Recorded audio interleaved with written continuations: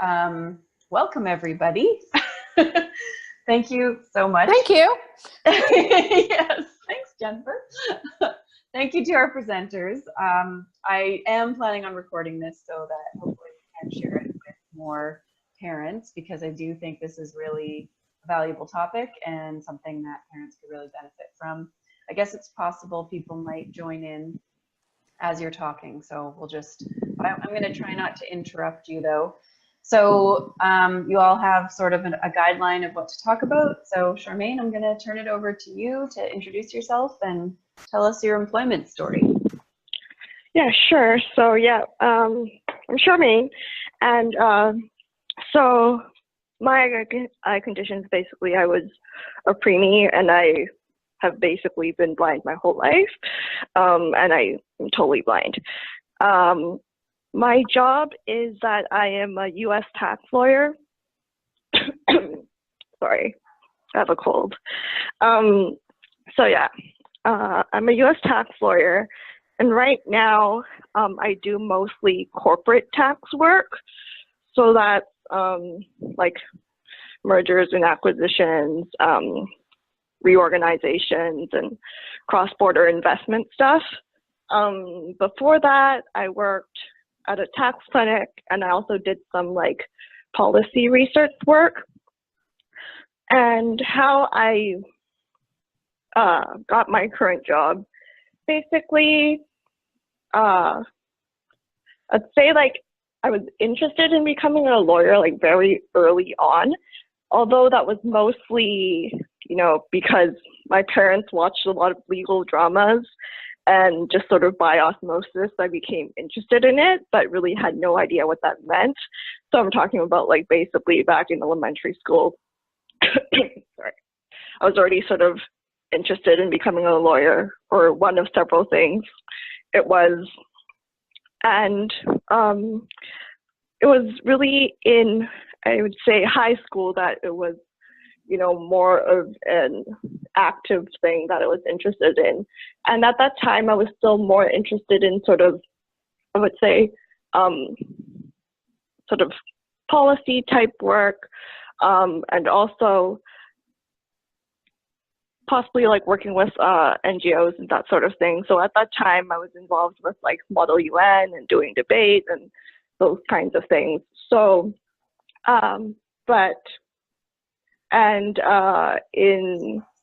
for my undergrad degree, it was in international relations. So that was sort of the original plan of what I wanted to do, go to law school and, work for the government or something like that, or possibly with an NGO.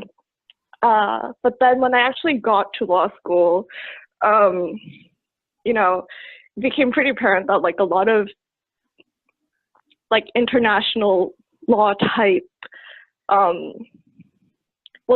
first of all, that wasn't really a lot of course offerings usually for, sorry. So that wasn't really something that you could just go to law school and take international law, because by that point I figured out that, there wasn't really like a single international law. So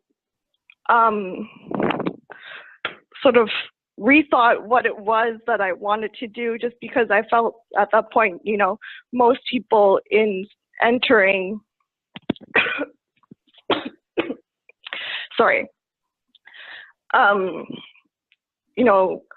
becoming involved with an NGO and that sort of thing, it was far more limited in terms of job availability. And it was something that, actually would have required like a further degree even after law school. So at that point, I sort of switched my focus and I became more interested in corporate law, and then more specifically tax law. And then it just so happened that at my law school, in your final year, there was the option to sort of take on another degree. So to do master's. And so at that point, concurrently, I did a master's in tax for my last year. So, it was like sort of further studying, but it didn't really extend the time of what I, like, it wasn't like another 2 years in school or anything like that. Whereas if I really wanted to become involved in more policy type work, it would probably be more time in a public policy related type degree. And then at that point, you know, the availability of jobs in the area was just not as big as something like corporate law or tax law. So I just chose at that point, well, you know, I was also interested in tax, so that would be my focus. And the hiring process for that sort of work is also a lot more clear in terms of what your career path is. So basically, with a lot of the firms, tax firms, corporate firms, whatever it is, there's usually a hiring class where, you know, they would just interview a very large group of law students and be hiring a pretty large group of people all at the same time. So basically it's an application process where, you know, they're hiring at each sort of location, maybe like 20, 30 people at once. So that was just something where it would be a lot easier to get a job in that field as opposed to what I was originally interested in. And the hiring process itself is also, I would say, like, it's very much merit-based. So you submit all your school grades, any reference letters, that sort of thing. And pretty much, like, without even interviewing, they've already made a lot of their choices. And by the time that you are invited to interview, the employer sort of already has a very good idea of, you know, what your understanding of the law is, what your capabilities are, and that sort of thing. So I felt that that was something where, you know, it is relatively easy for a person with like a visible disability to be able to enter the legal field, because a lot of times if you are just, you know, fresh out of undergrad and trying to get an entry-level position, the way the hiring process works would be, you know, the employer selects a group of candidates based on their resume, but, you know, that doesn't really tell them much. And then, sorry, and then, you know, even at the interview itself, for something that's, you know, more somebody is starting out and without a lot of experience, there's not a lot for the employer to go on in terms of their selection. Whereas in a type of field where someone attends, you know, a professional school or trade school, whatever it is, where it's really a lot more focused and their study is specifically tailored for that job, you know, you have a lot of opportunity to sort of build up a picture in your employer's mind about what it is, you know, that you are, what they're looking for, as opposed to, you know, where you don't really have that opportunity and they are just evaluating you as a candidate based on like a very short interview, then that's a lot more difficult to do. So, sorry. So that was sort of how I got to my current job, was just that in the last year while I was doing, you know, completing my degree, doing my master's, I was also working at the tax clinic and like I said, doing some policy work. So I continued to do that for a short period after graduation. And then because, and then was hired on sort of in the recruiting cycle for my current job. So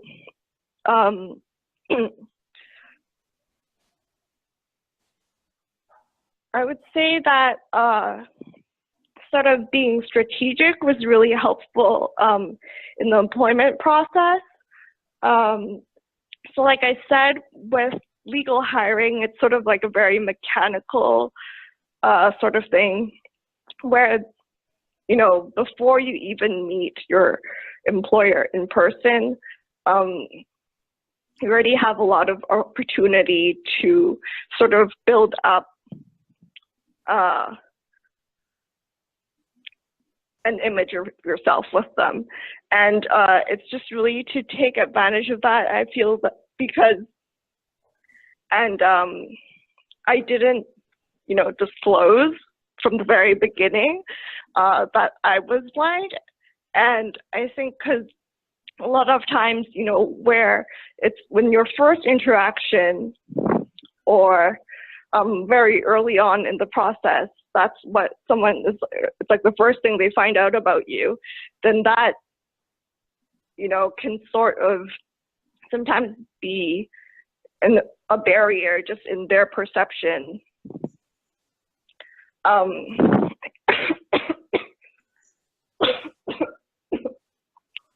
Sorry. Where, you know, then you don't really get the opportunity to really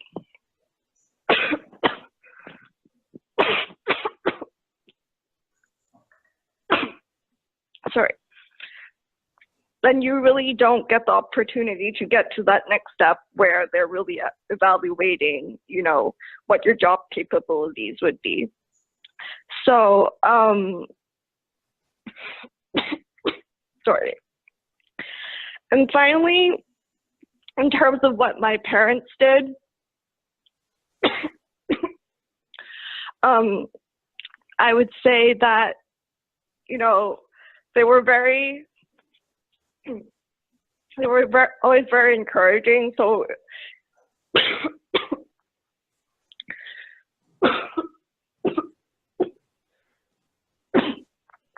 sorry. Yeah, so they were always very encouraging, and they never, you know, stopped me from doing anything. I think a lot of times, you know, when parents have a child who is blind, then they can become very overprotective, which in the long run, you know, is sort of has the opposite effect. And sort of the biggest practical things are, I think, you know, it's very important to have good O&M. So, I mean, just in general, but even, you know, in terms of job seeking and being able to get to your job daily, independently and reliably on time is a big factor. And in terms of also giving sort of good feedback on, you know, what a sighted person's perspective is. So in terms of, you know, putting together outfits even, or body language, things like that, of, you know, when interacting with others, being in an interview, that sort of thing, to be able to, you know, be aware of what the image it is that you're projecting. Sorry, I'm just gonna stop there because my voice is going. Okay, thanks, Charmaine. I wish that's where online is lousy, because if we were in the office, I would be getting you a glass of water and got some fisherman's friends right beside me. Thank you. I'm gonna get the water. Okay, so Grant, you want to go next? Sure. Give me 1 second.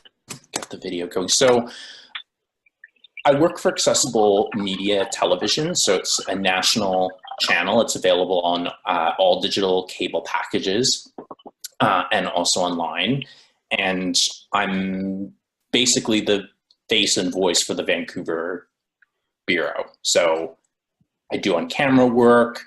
We typically work on a weekly show that's kind of a magazine style lifestyle show. So everything from tech reviews to portrayals of people living with disabilities to just, human interest stories. But we also produce some longer form documentaries as well. For example, we just produced a documentary on the housing crisis from the perspective of people living in Metro Vancouver who have disabilities and how Vancouver's housing crisis affects them. So it is, I'm very lucky to have this job. So I guess my story is a bit unique. I have always been interested in voiceover and broadcasting ever since I was, a little kid, and, used to pull out my tape recorder and pretend to be a radio DJ.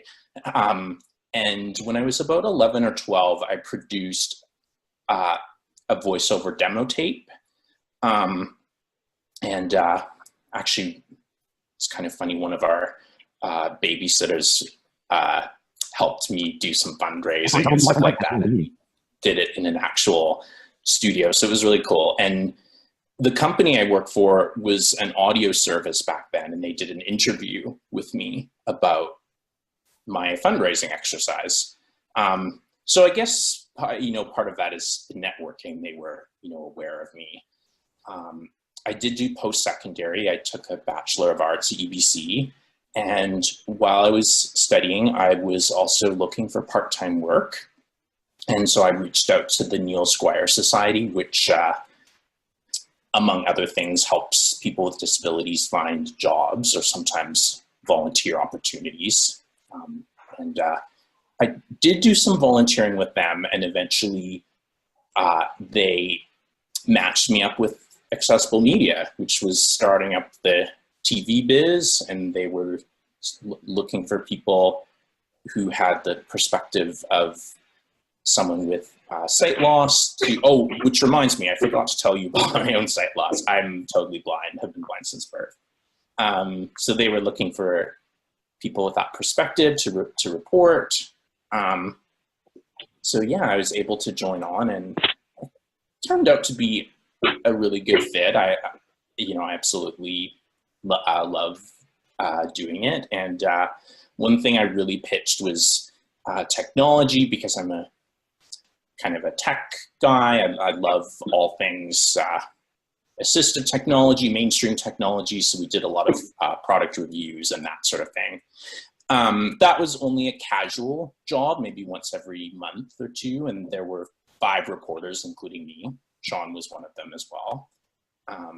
After I graduated from university, I didn't really know what I was going to do. So I did a fair amount of volunteering. I reached out to the Rick Hansen Foundation and volunteered with their ambassador program, and also did some weekly computer training with Neil Squire on a volunteer basis, and kept working with AMI part-time.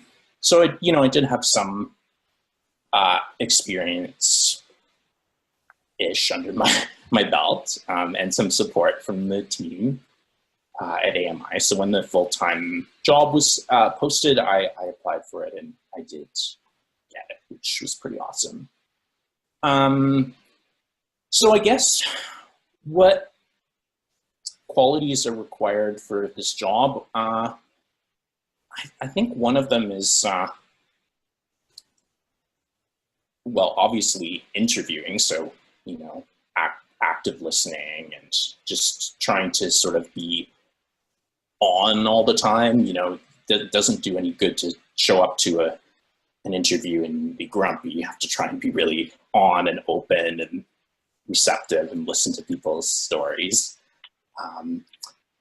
I think technology skills are really important, because there are a lot of people in the community who don't have them, and you do need to access spreadsheets and web apps and that kind of thing in your job. So that's very important. And as Charmaine mentioned, travel skills, which are often completely swept under the rug growing up. In fact, it's amazing how old you can be, and even having been blind all your life and have very low travel skills. And I have to admit, I was in this boat as well. But obviously you do have to be able to show up for work. So that's super important. And I don't know why it's placed so much below academics in terms of its importance in school, but it's really important to advocate for it. And I think post-secondary too is really helpful to have some sort of college or university degree. So what my parents, well, I was raised by a single parent, my mom.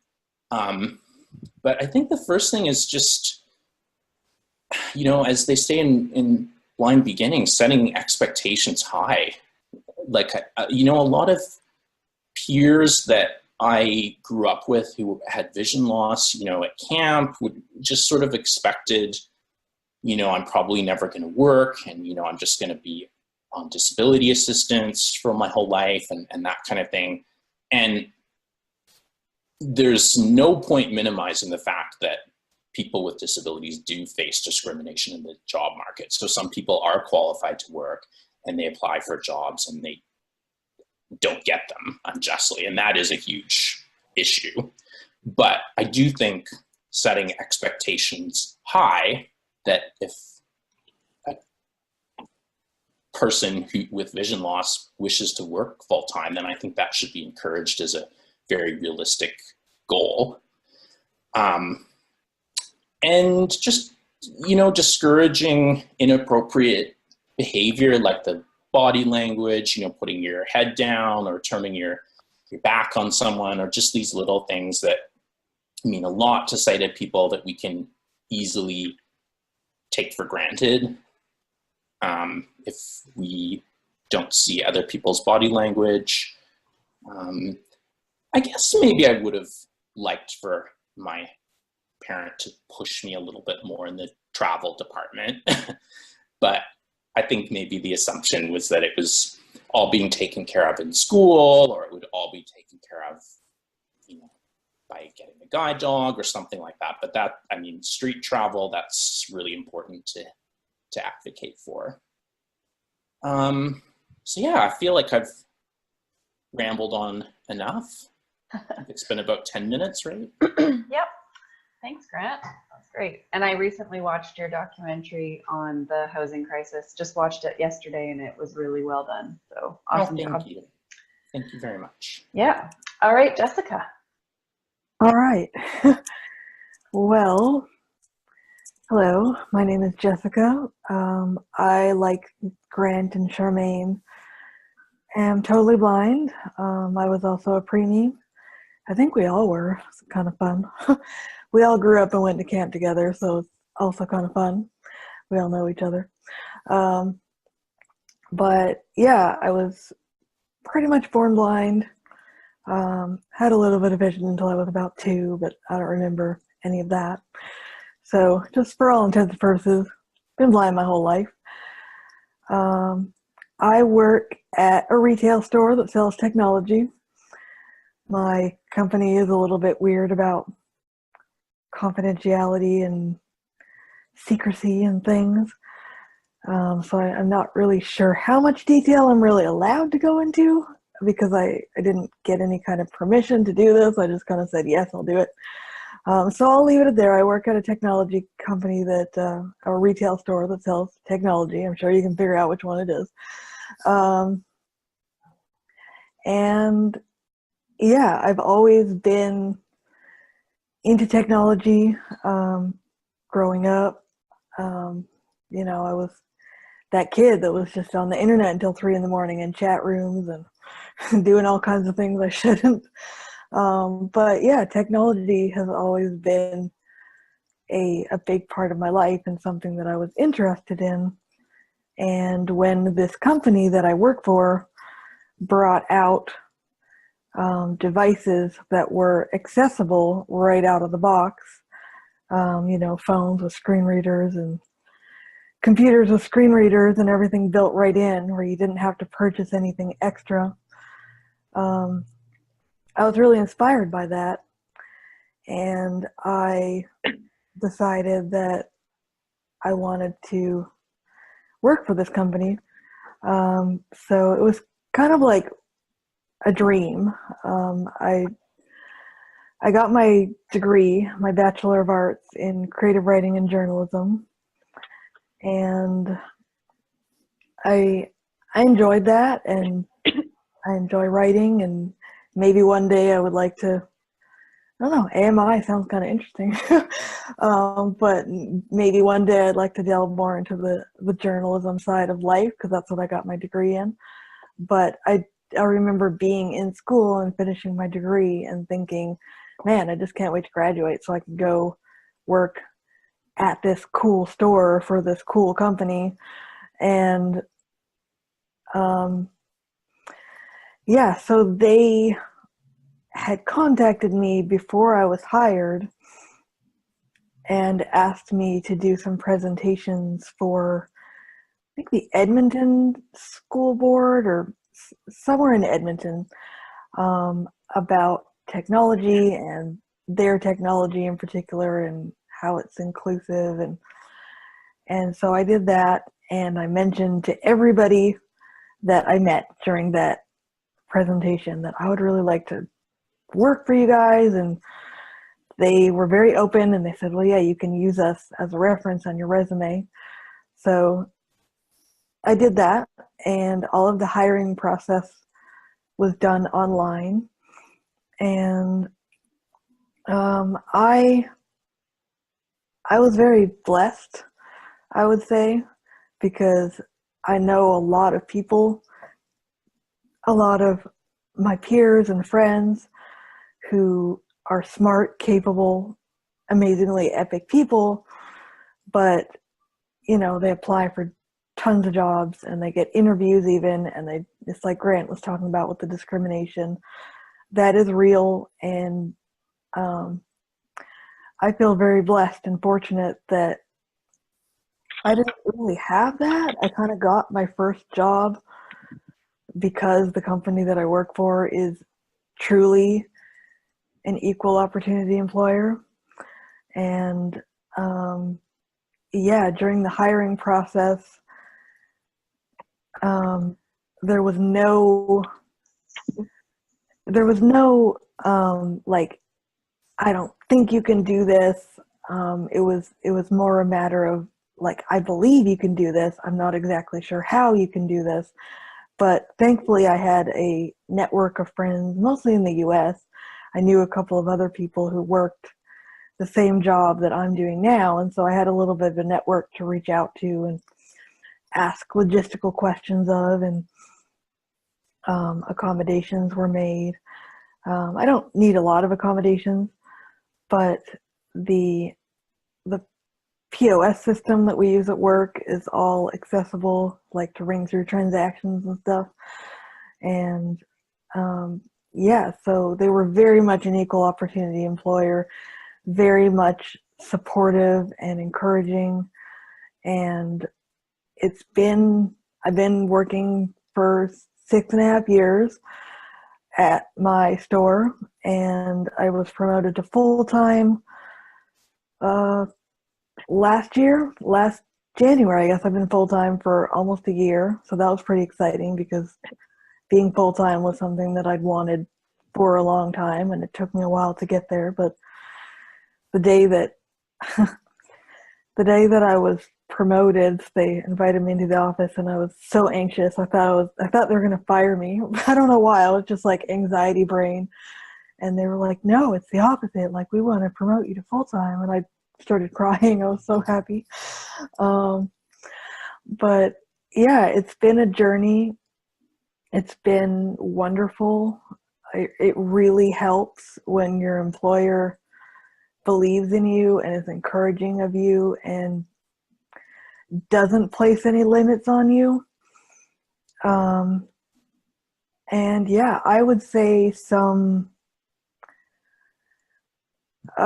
trying to think words, some qualities that led me to getting my job were, I guess, just faking confidence. I think, like Grant was talking about, always being on. And that is something that I generally struggle with because I'm generally a pretty introverted person, unless I'm in a situation where I feel totally comfortable. But usually I'm pretty quiet and introverted, and working at a retail store, you know, you always have to be on and smiley and extroverted, and so I feel like working there has really caused me to get out of my shell in ways that I wouldn't normally have had. So, and to get my job, I remember going to a hiring event, and it was kind of like a group interview type of thing.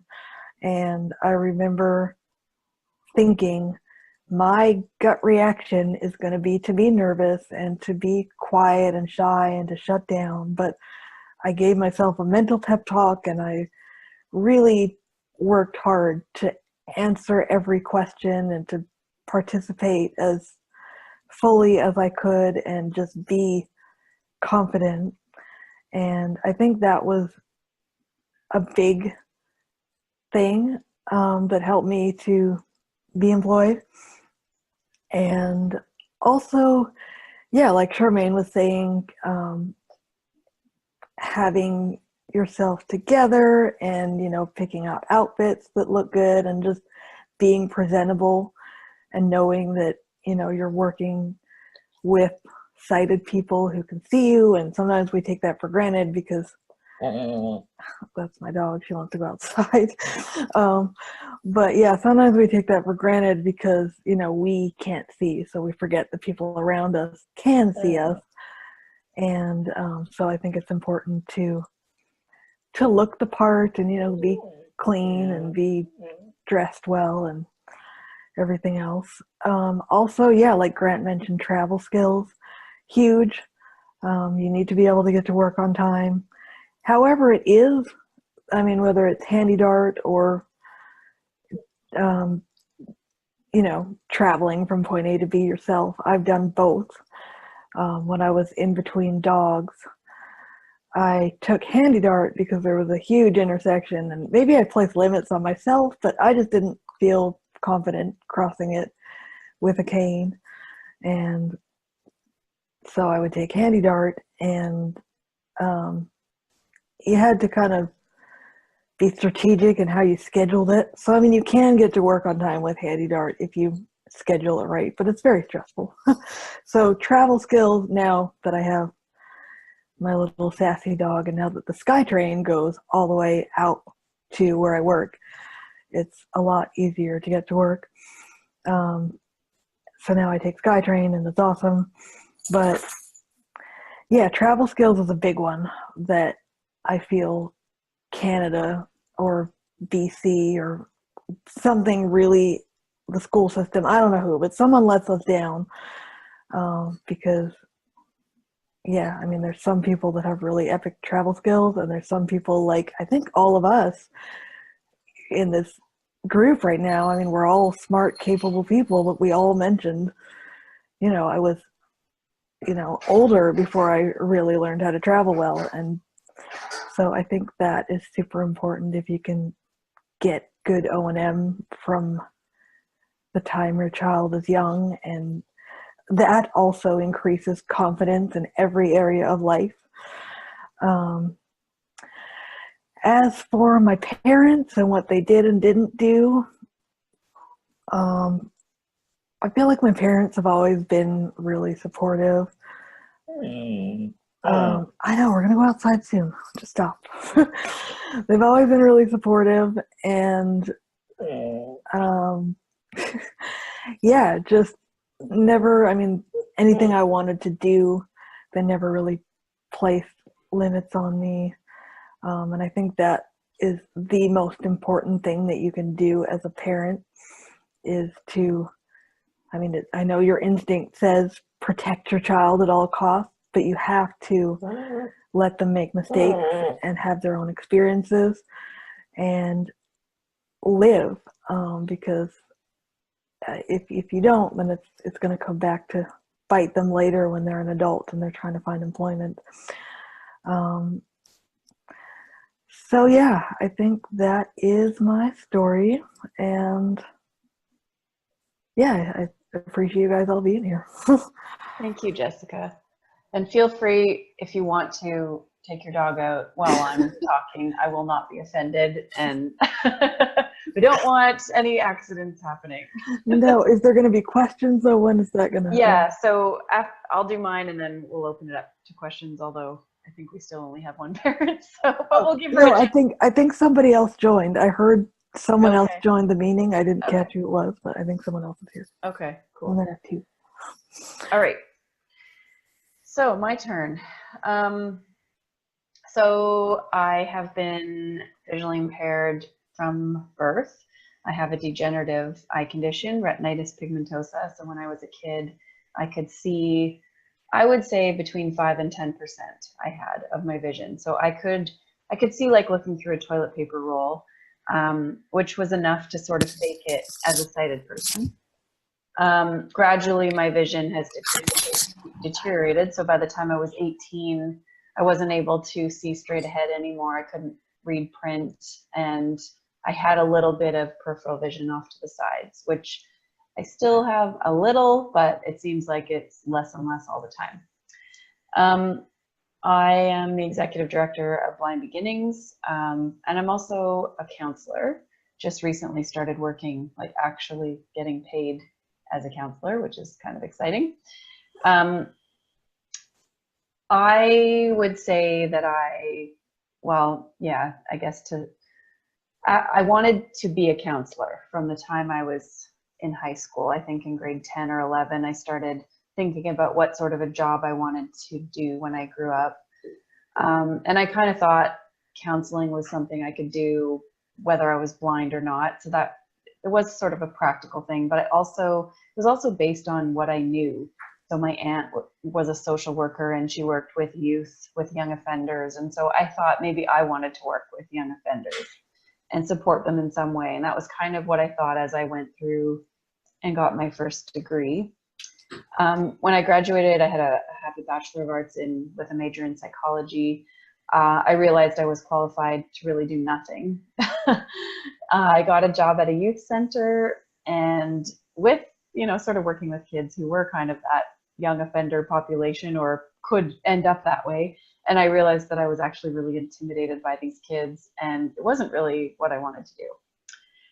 But then I had an opportunity to work abroad at a school for the blind. I didn't know where I was going to end up, but they placed me at a school for the blind. And that was my first job working with blind children, and I loved it so much. And that was sort of where the passion started for working with kids that are blind. When I came back to Canada, I tried to find a similar job, but there was nothing really. There's no school for the blind in BC, and eventually I got a job at CNIB, and that was great. And I was coordinating children's services, and it was awesome, but I was really limited to what I could do. So the majority of their clients are seniors, and that's kind of where the focus was. And I was always fighting to do more for kids. Like, we need to do more for families and children. And my thinking was, if we support them when they're kids, then they don't need a charity when they're adults.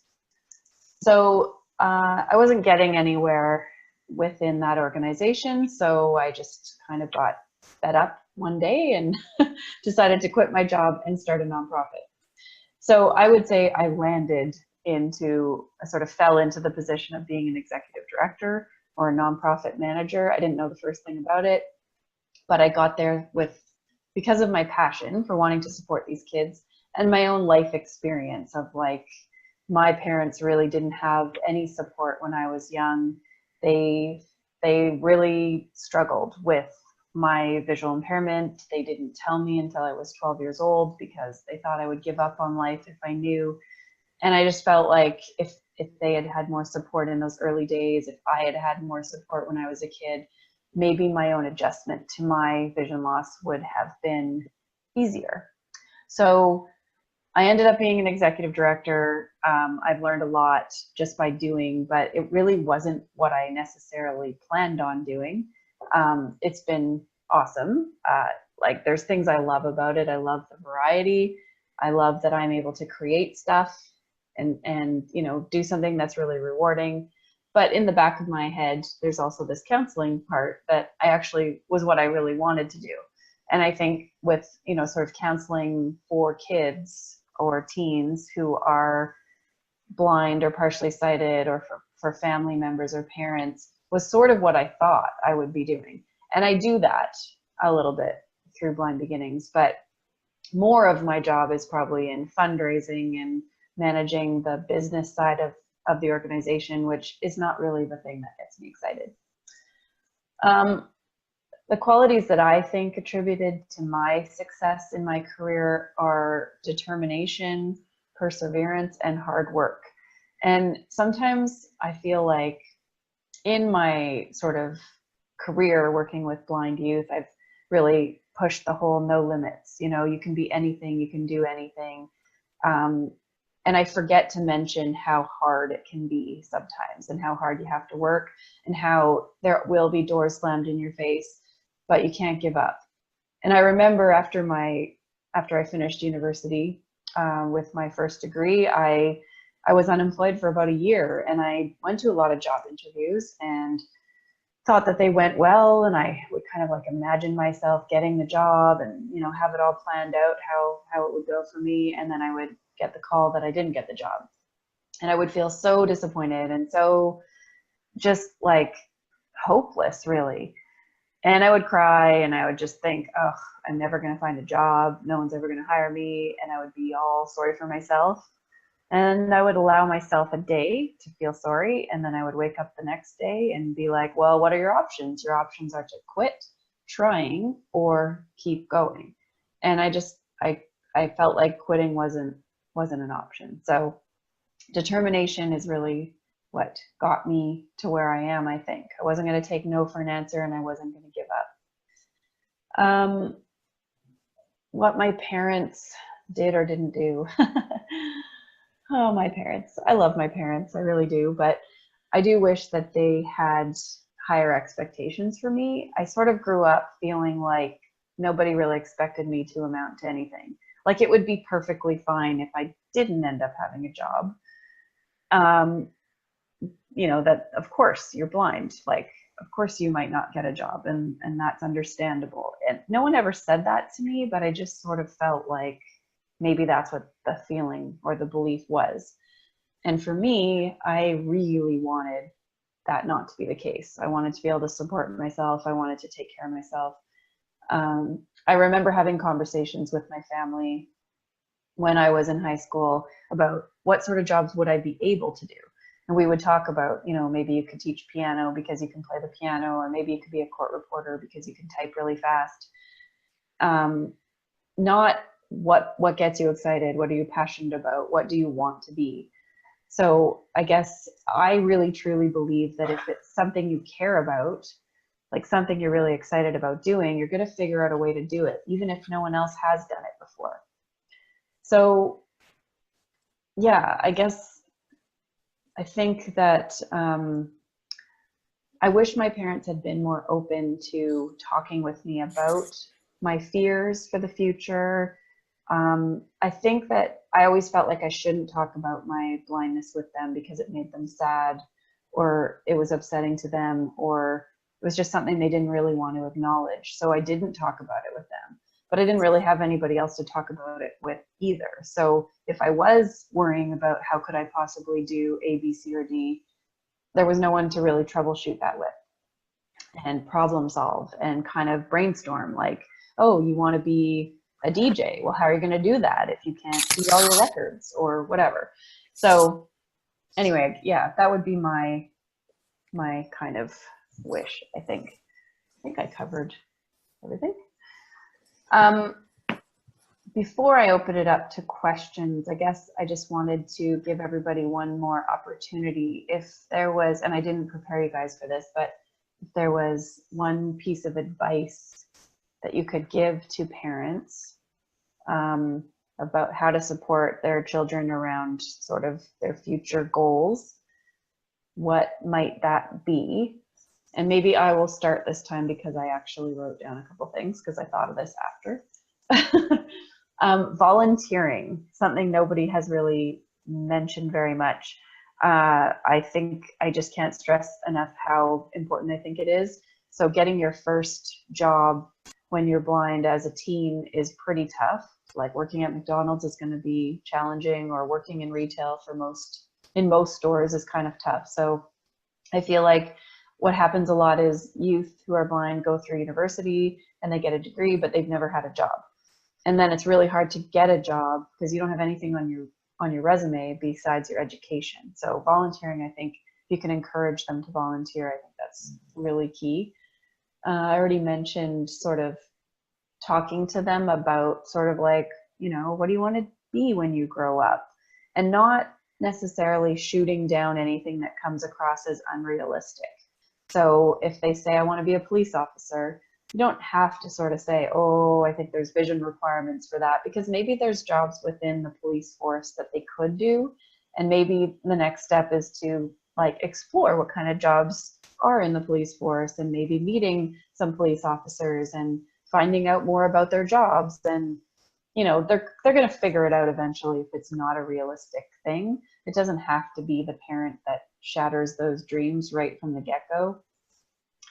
And I guess the other piece of advice is just to be supportive when those doors do slam, because they will. Unfortunately, there will be disappointments, and there will be people who will say no. And having a support network when that happens is really, really key, in my opinion. Does anyone else want to share any last bits of advice? You guys still there? Yep. Charmaine, do you have a bit of a voice? Yeah. I drank some water, so. Okay. Do you want to say anything? No, I think the sort of the same as what you said is really important to get some sort of experience in the workforce, whatever that is. So even if it is a volunteer job or, not directly related to what you would want to do on the longer term, but just to not only have something on the resume, but to have the experience of what it is like to just be working somewhere, and sort of what that entails. That's a big one.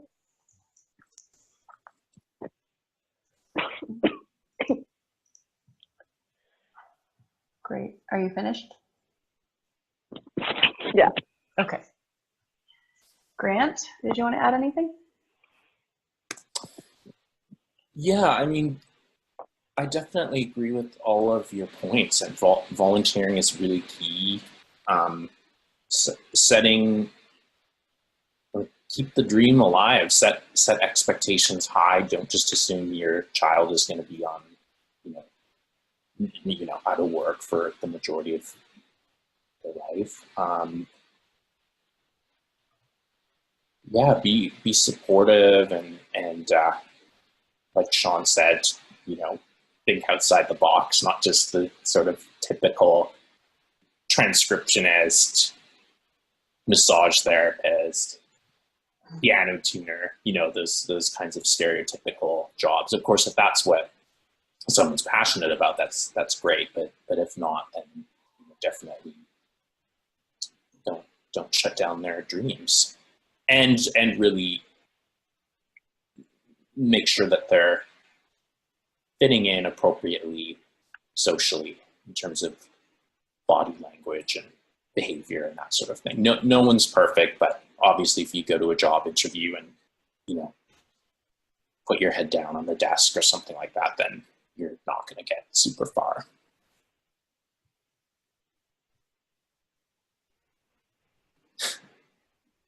Awesome. Thank you. Jessica, are you back? Yes. Did you want to add any final advice for parents? Oh my goodness, the pressure, the final. I don't know. I think you kind of hit the nail on the head.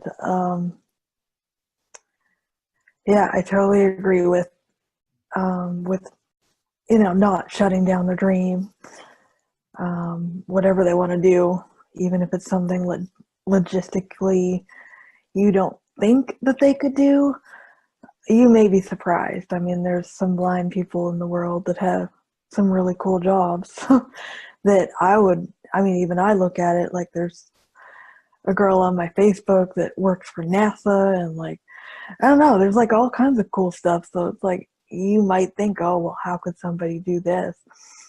But I think that within people's passions, there's enough subcategories. Like, you might not be able to be an astronaut, but maybe there's something within NASA or within space or something, if that's what your passion is about, that you could do. Like, or in the police force, like Shawn was saying, go there and check it out and see what subcategories of things are in there that maybe logistically you could do.